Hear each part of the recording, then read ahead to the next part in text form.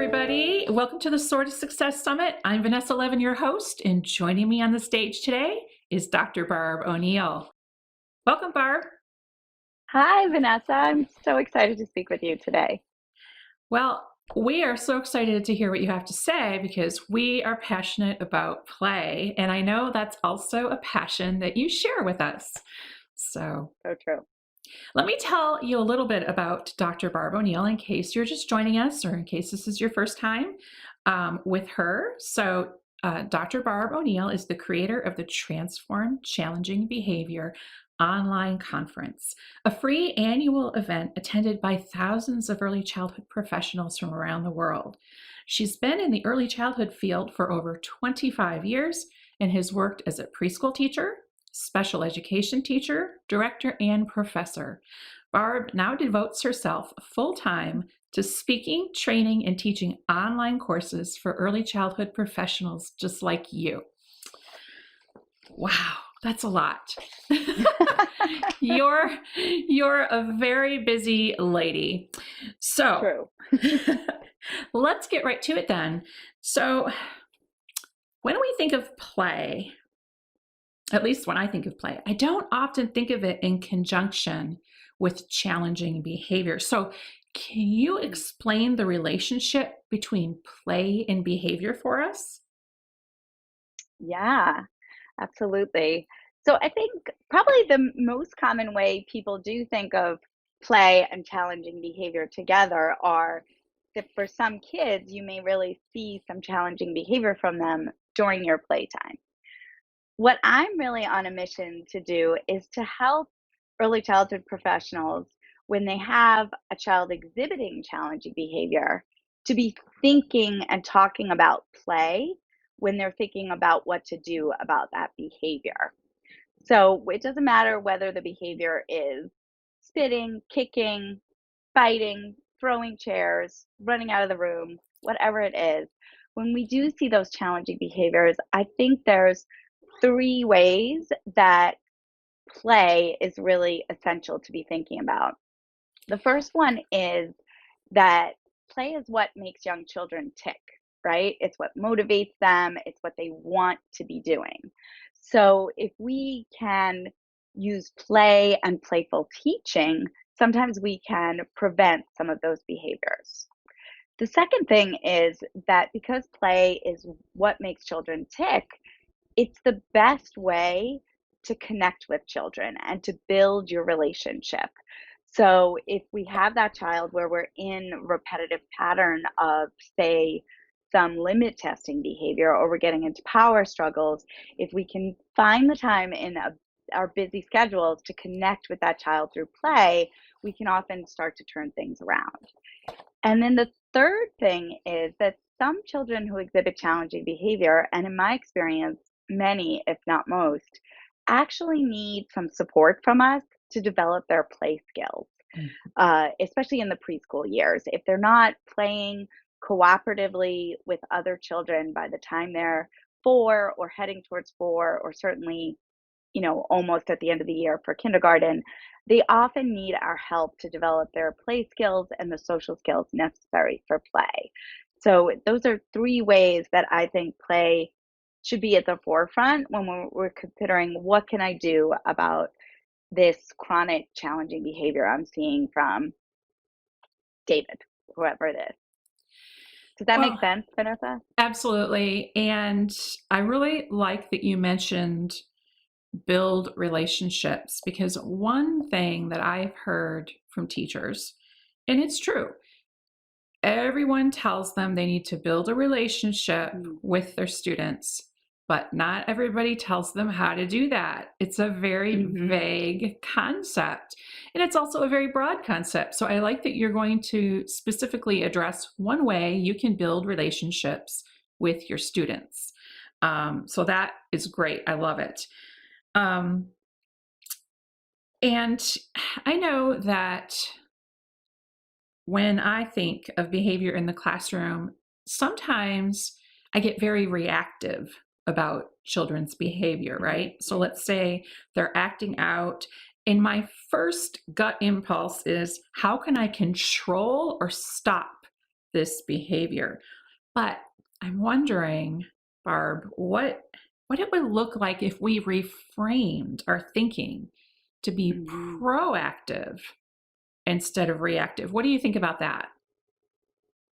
Yeah, absolutely. It's very easy to get into that reactive state because we have our schedule for the day and our routines and the activities that we've planned. And then when that behavior pops up, it's not what we were planning for. It's not what we were hoping for. We weren't expecting it. And so often when I'm working with teachers, they come with the question of, what should I do about the behavior when it happens? And the thing is that all you can do at that point really is damage control, right? Mhm. But if we do exactly what you're saying, we look at, well, how can we prevent the behavior? Mhm. That's going to set you and the child and all the children in your class up for much more success, for sure. Yes, I think that it's more of a mindset shift, right? Hmm. Yeah, because our gut instinct tells us to stop this, to control it, nip it in the bud because we have things to do, right? We are busy Right. teachers. But like you said, at that point, it's kind of like that point of no return. If you've got a child hitting, kicking, screaming, biting, um, it's perhaps better to think about how I can be proactive in the future because at that point, controlling or stopping the behavior, it's kind of like what did they say about the horse leaving the gate or whatever? You know what I mean? Okay. I don't know that one. Oh, you don't know that one? Yeah. That's because you're not No, from. my mother used a lot of expressions, but I don't think I know that I one. think that's a Texas one. The Okay. horses Good. already left the barn or something. That's a Texas one. There we go. Okay. So So can I Oh, yeah. sorry. No, Can I go give ahead. an example Yes, of please. what we're talking about? Yeah, because I want to make it really concrete for everyone. So, one great example that comes to mind for me is when I was a preschool special ed teacher, and I had a little girl who I was working with. I call her Anna Lee, and Anna Lee's reputation really preceded her. So, from talking to her grandmother, who was her legal guardian, and her previous teacher, and reading all the paperwork that I had on Anna Lee, I could tell that she was going to be doing a lot of limit testing, not following directions, and that she could be very aggressive with the other children as well as with adults, right? That she didn't like to be told what to do. And so that could often escalate to aggression towards adults. And she had a language delay. So, in terms of negotiating play scenarios with her peers, trying to get materials and so on, she often resorted to grabbing because she didn't have a lot of language and that could escalate into a physical altercation. Mhm. So with Anna Lee, I really did exactly what you're suggesting, Vanessa, that I focused on prevention and on building the relationship, which you also mentioned. So before I even got into, how can I prevent her hitting another child at a certain time of day and that kind of behavior planning, I really just focused on let me play with Anna Lee be at the beginning of center time before we see any challenging behavior. And what I quickly was able to do, and honestly, this was a child I was rather intimidated by. And I saw some of that behavior in the first few days, and I could feel like physiologically that reactiveness that you're describing. And I thought, okay, I'm just going to go over to the housekeeping area, which she loves, and I'm going to join her in her play. And she very quickly instructed me to sit down in one of the chairs. And anytime I would try to move or stand up, she would say, move. And I, it took me actually, I was a little slow on the uptake with this, but eventually I realized that she had put me in timeout, which I think was something that Annalie experienced at she went to a different school than I saw her at in the morning. So I think she at home and at the other school, she was in timeout a lot. So just by joining her in play and giving her the opportunity to sort of be the boss of me and put me in timeout as a play scenario and I kind of played with that a little bit and did some limit testing with her, and um it just we just developed this rapport to where she was much more willing to listen to my directions, and I was able to work with her with much less limit testing and therefore much less aggression, because those two things were often linked. So that would just be an example of where it wasn't that I was even getting into like teaching her how to self-regulate yet, or like Mhm. those things are all necessary and good too. So it wasn't teaching her like a replacement behavior even. I was just simply forming that rapport with her, and that in and of itself really changed a lot in terms of the behavior I saw from her. Love that story. That was the perfect story to set this up for us. I just love it, and I think you made a really important point that I want to make sure that our viewers didn't miss, and that her reputation preceded her. Right? Yeah, So often we get children in our classrooms that is exactly what has happened, so true. and I like how you didn't let that influence, um, negatively, how you didn't let that negatively influence how you interacted with her. Like, it was just, this is how it is, and this is how I'm going to approach it. So instead of saying, oh my gosh, I'm doomed, and I just need to give up before she even shows up in my classroom, you were able to still forge that bond with her and create that relationship. So I want to encourage our viewers to Yeah. think in the same way, because I've certainly been in the exact same situation, Barb, where I've had Hmm. somebody tell me, you better look out because so and so is coming. Um, and I just kind of ignore that.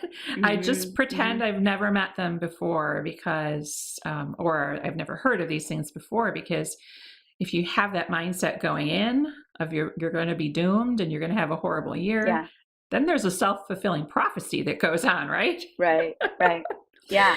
Can I add to that, Sure. Vanessa? Hmm. Because that I actually told you the sort of the shortened version of the story because I wanted to focus on the play part. But sometimes when I tell that story, and it's something I've actually written about as well, uh, that wasn't like easy for me. What you're saying, so I want to share that because I don't want other teachers to feel bad if they're not able to do that, or they are going in negatively when they hear that a child is exhibiting a lot of challenging behavior. So actually, when I first talked to the adults in Annalee's life and I read the report, I was very concerned and intimidated, and it really triggered for me like that insecurity around behavior that I had had much earlier in my career, that I had sort of worked through a bit and had some success. But when I learned about Annalie, I was like, oh no, maybe I really don't know how to work with kids who exhibit challenging behavior. And I actually spoke to my supervisor about it before I started working with her. And I said to Sandy, Annalie sounds really challenging. And Sandy said, oh yeah, that's why we gave her to you. Hmm. And I was stunned. And then Sandy said, you're good with social emotional.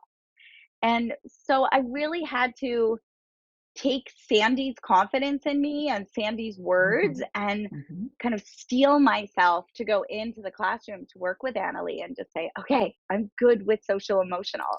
I don't want to gloss over it like, Hmm. just because I can just turn on a Right. dime and say, sure, I got this. It actually was quite a process for me. Yes. Yeah. And I'm glad you pointed that out. And I think that I just wanted to tell our viewers, because some of them might be watching right now and they may have already heard things about students they may be getting Hmm. in this next school year. And I just want you Right. to know that you're not alone, and that Hmm. you don't have to let it ruin your summer, so to speak. I've had teachers tell me that before. Right. So I think that we understand now the relationship between play and behavior, and we've started to reframe our thinking to be proactive when it comes to challenging Hmm. behavior.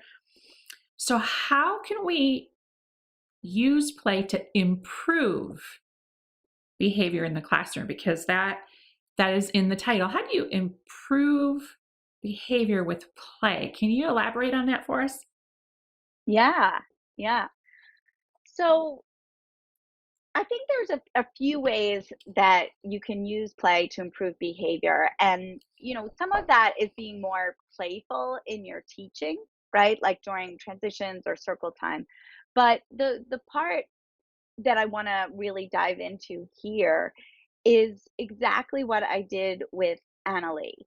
And that is, I have a three-step method, I would say. It's not three steps like do these three steps and you're done. It's three steps that I go through and I go through again and maybe backtrack and go forward. So, but it's three steps, and I'll tell you the order, and I'll give you an example. Um, so the first thing is that when I go into a child's play. So I'll just simply get down on the floor and join a child on the rug. And I'm just going to start most of the time by imitating how I see them using the materials. So, for example, if a child is stacking blocks in a tower going vertically, I'll stack blocks in a tower vertically also. If the child has a baby doll and they're rocking the baby doll, I'll get my own baby doll. I won't start by saying, "Can I have a turn?" or "Is your baby hungry?" I'll just get my own baby doll and imitate that. Or, for example, if the child is pretending to drink in housekeeping out of a cup, I'll go in and I will pretend to drink also. And I call that, so that's the first step. It's just imitation.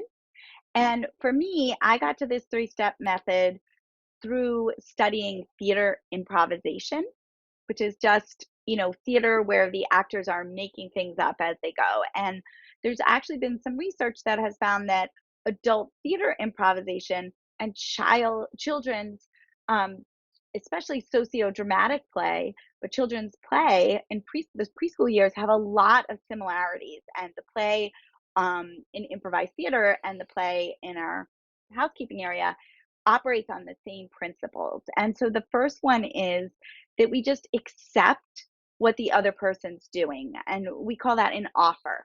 So to accept a child's play offer, the easiest way to do it is to just simply imitate it. So before I get into the next two steps, I just want to check in, Vanessa. Does that make sense? Absolutely. I think that it's spot on because when you mentioned improv, I have to be honest here, Barb. My gut instinct was, no, thank you. I am not an actor and I've never been on Saturday Night Live. I have, not for me. Boom, bye, out of here. But I can't because I'm the host. So I think, but then you went on and you explained that it's simply imitating and accepting their offer. And I think, so if anyone out there is like me and they're like, I'm bouncing, I'm out of here, sit tight because Barb is not going to ask you to do anything that you need to be an accomplished actor Right. for. Right, Barb? Right. Okay. Absolutely. Yeah. Right. And so I'm so glad you said that, Vanessa, because I was intimidated by that term as well, honestly. But when you think about it, like you and I are improvising right now, Right. right? Like we knew our topic. We have some questions that you were probably going to ask me that you even generously shared with me, but we're not doing like a scripted Mhm. interview. It's not completely scripted. And so actually, we're all improvising all the time, right? Like when we go into the grocery store, we more or less know what we're going to buy. We sort of have like a little general script we tend to follow at the checkout, but you just never know when something's going to happen where you improvise, right? Exactly. We're doing that all the time. And certainly early childhood teachers Yeah. are improvising all day long, right? So even though the term may sound intimidating, everyone watching, if they work in the early childhood field, is already an excellent improviser because you have to Yes. be, because Hmm. you plan those lessons out and you have them all on the rug and you're like, wow, it looked so good when I saw this lesson plan online, but Right. Jeremy's rolling on the carpet and Hmm. Brianna is talking with Peggy, her friend next to her. So we're Right. we're we're pretty good at improvising in early childhood. Yeah, Absolutely. Okay. yeah. So I Yeah.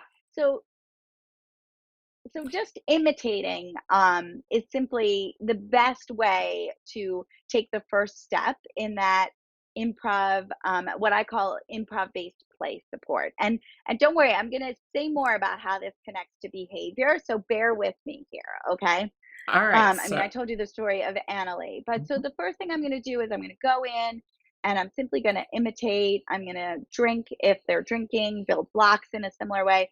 And a big thing here is I'm not asking questions. So a lot of early childhood teachers, myself included, have been taught to almost constantly be asking children questions, either going in and saying, what color is the teacup? Or increasingly, we're taught to ask those open ended questions, right? The WH questions, like, what are you playing? But for those harder to reach kids, the ones who maybe mostly engage with adults through limit testing. For example, it's not a great setup to go in with a question, I find. If it's working for your with your kids, then by all means, that's fine. It's not a definite no, but just to go in and imitate their use of materials. And it sends a really great message to the child. I'm not trying to get you to do any particular thing. I'm respecting and honoring your play. Occasionally, they'll say, "Don't copy me," so then I wouldn't. But most kids enjoy it and they will notice that you're doing it.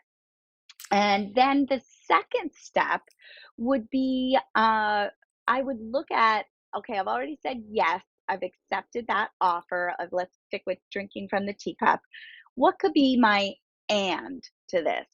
How can I expand? So, step one is imitate, step two is expand, or in improv terms, I think of it as a yes and.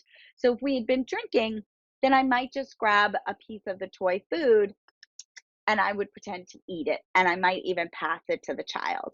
So I'm looking to just expand the play this much, not like, let's go to the grocery store or let's make spaghetti. It's just very similar to how the other child is already using materials, but I'm just bringing in something to go from drinking to eating.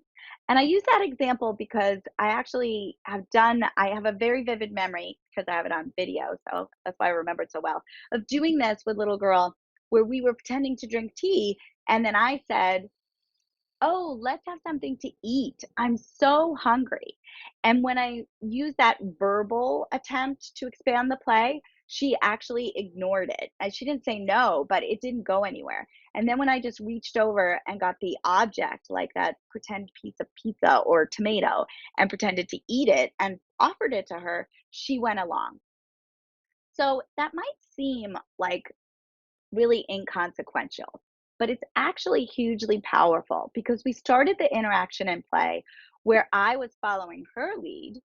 And now I've brought in my plastic tomato and handed it to her.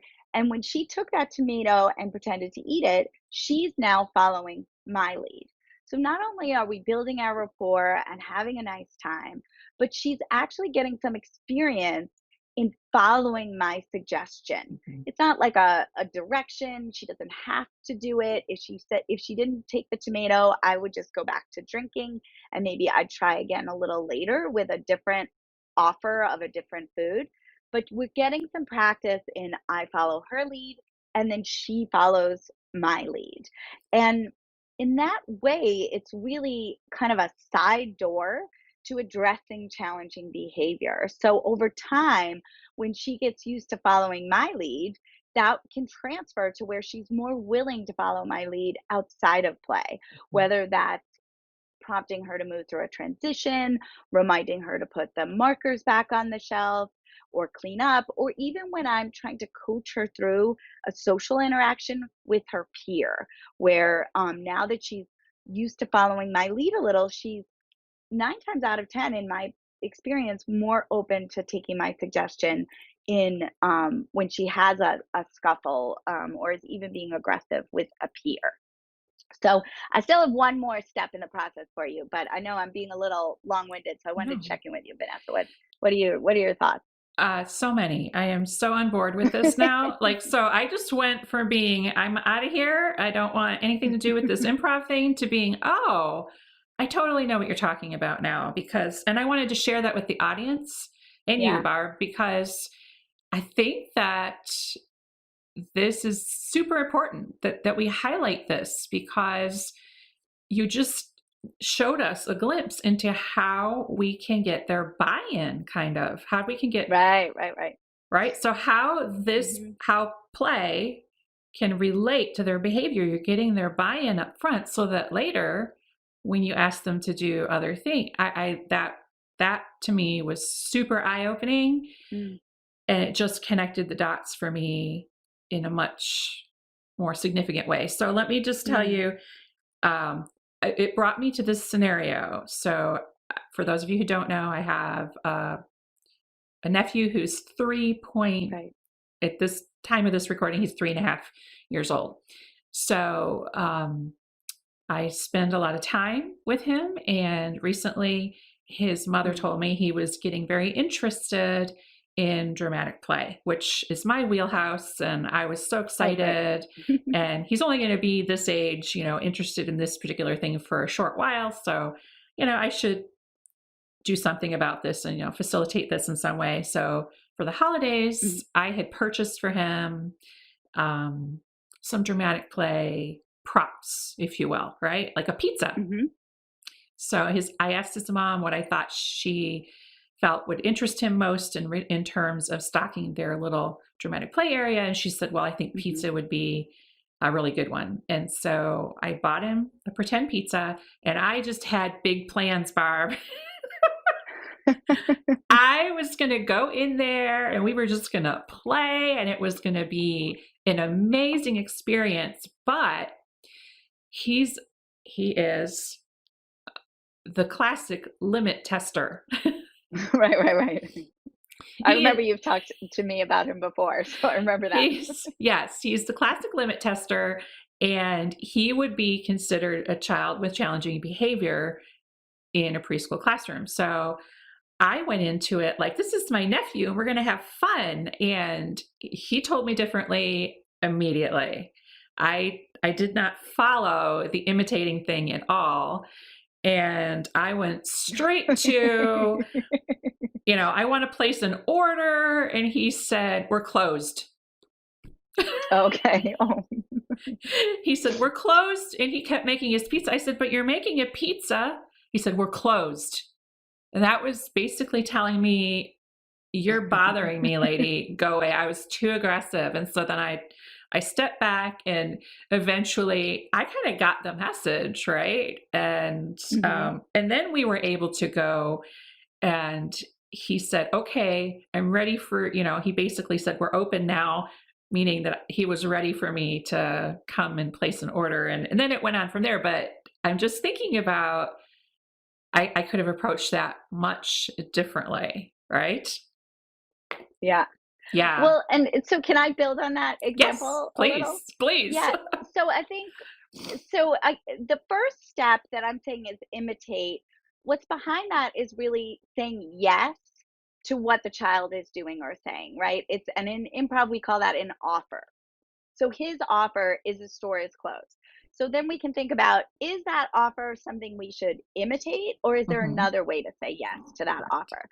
So if we really wanted to imitate it, I guess what we could do is get on his side of the door and say, "We're closed. We're Mhm. closed. Goodbye. Good night." We could pretend like we're working in the pizza parlor with him. Mhm. Right. Or we could say, "Oh, they're closed." We'd be like, "Mom, the pizza place is closed." Depending on the child's age, you could kind of ham it up, or how long a sentence is or language, right? But you want to like figure out what's my yes to it being closed, right? Which you must have in some way done because you didn't Right. like insist um and go, so that it doesn't always have to be imitate. Sometimes you're doing like a complimentary action. Mhm.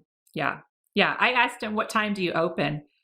Oh, yeah, And that's a good, yeah. And he made up You get credit. some number. He made up some number, and I said, "Okay, I'll come back later." Great. So, Yeah, right. So that was your yes to him. and then he came Or back yes to, and. yeah, he came back to me a little while later, and he said, "Okay, we're open now."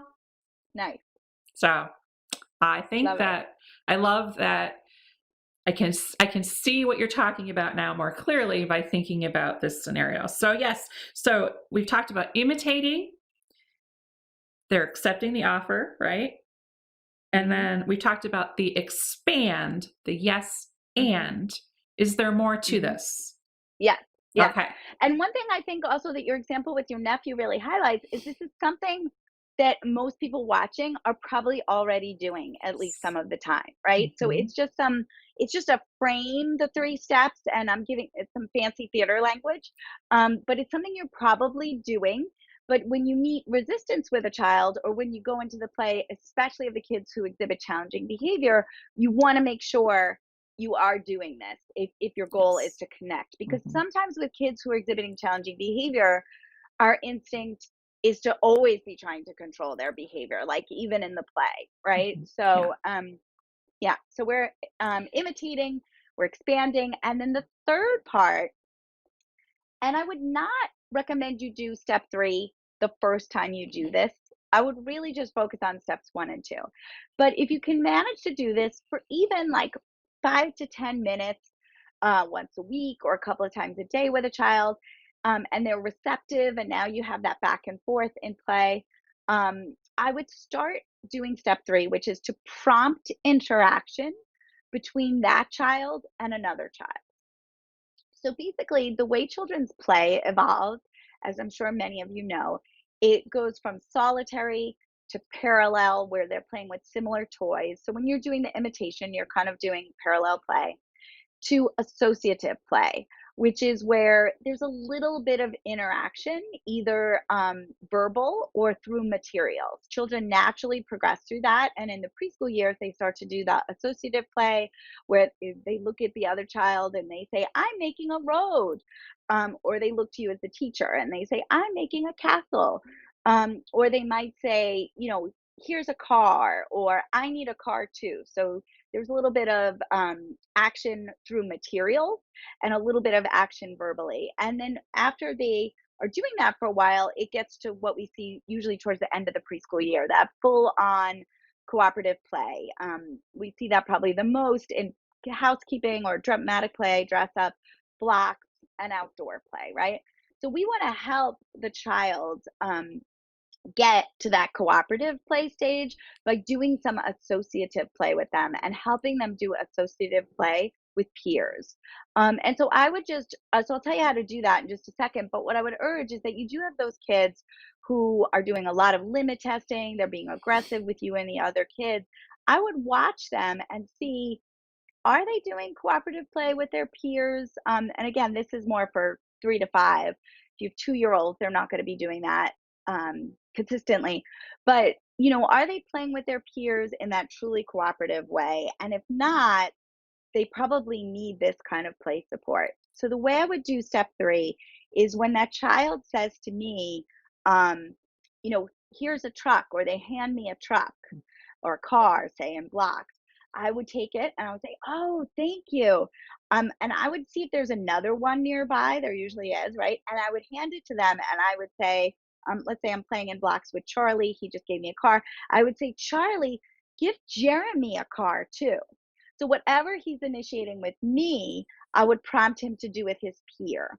And then maybe we're both driving cars and he doesn't offer me a car.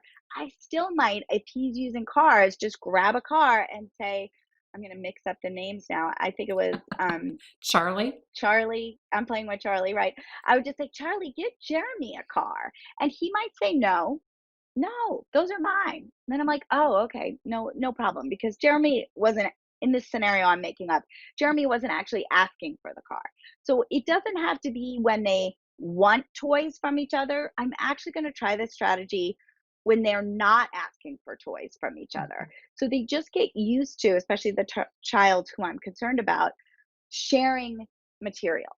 Or if he says to me, I'm building a castle, I would say, Oh, you're building a castle. Tell. Marisol, I'm building a castle. And I would just see if he was open to that. And obviously, I'm going to do it based on his language abilities and the materials and his interests that he's choosing. So, some kids won't follow your lead on that right away. You don't need it to become a fight. It doesn't matter. It's just your offer. And you'll just do that occasionally. And I promise you, eventually, with most children, they will eventually take you up on that offer. And so now you have them building a relationship with the other children. And it's kind of miraculous. The teachers I've seen do this, and when I've done this myself, so it really is like a side door to addressing challenging behavior because oftentimes I've seen this time and time again. Once the child starts connecting with their peers through play and has those real friendships, a lot of the behavior will disappear. Awesome. Mhm. Yes, I love it. I think that this is really powerful stuff, Barb. I really appreciate you sharing this with us. I feel like I've had an epiphany of sorts. But what would you say to anybody who may be watching and may be thinking, this sounds awesome, but there's no way I have time to play with one kid like that? Right. What would you say? Yeah. Well, I have two thoughts about that. I guess three. The first one is like, I get it. That's fair, right? Teachers these days have so much that they're responsible for in the classroom. I know so many teachers who while the kids are playing, they're doing assessments, they have to take photographs to show what the children are learning. So, first thing is like, I get it. It is hard to prioritize this. The second thing I would say is that if you think about how much time you spend with a child after the behavior happens, you're just switching the way you're spending the time and you're front loading it. And it really will pay off dividends if you can, as I said, just even find 5 or 10 minutes to go in and do this 3-step process. The final thing I would say is that even though in my description I'm making it sound like you're just sitting there with that one child and then occasionally as time goes on prompting your interaction, of course you're going to be interacting with the other children as well, right? So you're going to be in, say, the block corner. There's probably going to be at least 3 other children there. And you can use the same exact strategies in your interactions with the other children that imitate and expand, and be responsive to them if they come to you, and of course have your eyes on the whole rest of your classroom because that's what early childhood teachers do, right? And it may be that traditionally as a teacher you're spending a lot of your time on like your planned table activities, so it may require that you either have your co-teacher or assistant do the play support strategy I described, and or you're the one to go into the centers and you're having the other adult working with you. Hopefully you have 2 adults working at the table. So does that make sense, Vanessa? Yes, it does. Thank you. Um, and I hope that the viewers today will give it a try and let us know how it goes, Hmm. because what can it hurt, right? I mean, That's true. it's a small investment made up front for a big payoff later. Hmm. So I would like to ask you one final thing, Barb, and that Yeah. is, what's that one thing, that gold nugget, if you will, that you would Mm, like anybody watching today to walk away with? yeah. I think it goes back to something you said early on, Vanessa, which is that our instinct is to react to behavior and to try to control it. And I think what I would really urge everyone watching is to reframe that, as you also said, and instead of trying to stop the behavior, thinking about being on that child's team and supporting that child. And one of the best ways to communicate to that child that you are on that team and you're there to support them is to join them in play and build on their play interests throughout your day. So it's really reframing from stopping the behavior to supporting the child and being on their team, and play is one of the most powerful vehicles to help you do that. I love it. I can't wait to hear about the success stories from our viewers. But before we let you go, I wanted to give you an opportunity to let folks know where you live online and how they can get in touch with you if they'd like to continue the conversation at all. Yeah. Well, you can find me on my website, transformchallengingbehavior.com. And I'm also on Facebook, which I know you and a lot of your viewers are on. So you can find my Facebook page. It's Barb O'Neill. And yeah, I look forward to considering continuing the dialogue over in the Facebook group for this conference. Wonderful. So thank you so much, Barb, for joining us today. And thank you to all of those who tuned in. If you would like to spend a little bit more time with any of the ideas and suggestions discussed in this session or in any of the others, don't forget, you can bring the sessions home with you along with some terrific bonuses. Just click below this video, and don't forget, the prices go up the day after the conference ends. Thanks a lot for watching. I'm Vanessa Levin. This is Dr. Barb O'Neill. And until next time, bye. Bye, everyone.